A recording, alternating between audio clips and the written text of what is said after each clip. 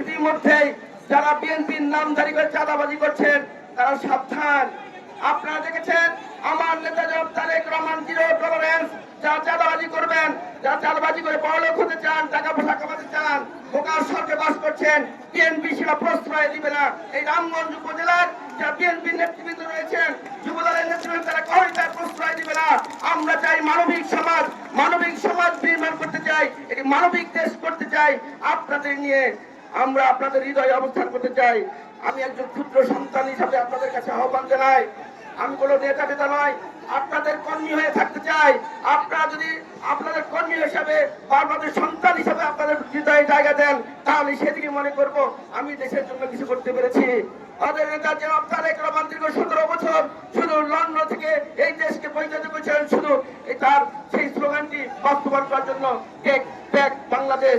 অর্থাৎ আমরা জিয়াউর রহমানের শাসন আমাদের বাংলাদেশ দেখতে চাই, আমরা দেশনেত্রী বেগম খালেদা জিয়ার শাসন আমাদের বাংলাদেশ দেখতে চাই, এবং আমার নেতা জনাব তারেক রহমানের একটি দফা বাস্তবায়নের সেই বাংলাদেশ চাই, যেই বাংলাদেশে মানবিকভাবে আমরা বসবাস করব।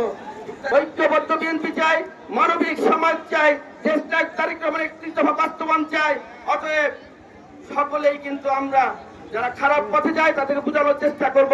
বন্ধুরা, বক্তব্য আসন্ন, বক্তব্য আর দেওয়ার কিছু না। ইনশাল্লাহ আপনাদের ঘরে ঘরে গিয়ে যদি আপনাদের সালাম দিতে পারতাম, আপনাদের কুশলাদি বিনয় করতে পারতাম, নিজেকে ধন্যবাদ মনে করতে পারতাম, কিন্তু আমি ছোট্ট মানুষ, সকলে ঘরে যাওয়া সম্ভব নয়।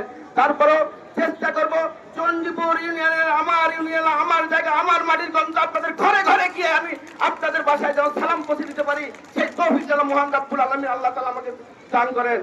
আগামী দিনে ঐক্যবদ্ধভাবে দেশ গঠন আপনাদের সকলের আহ্বান।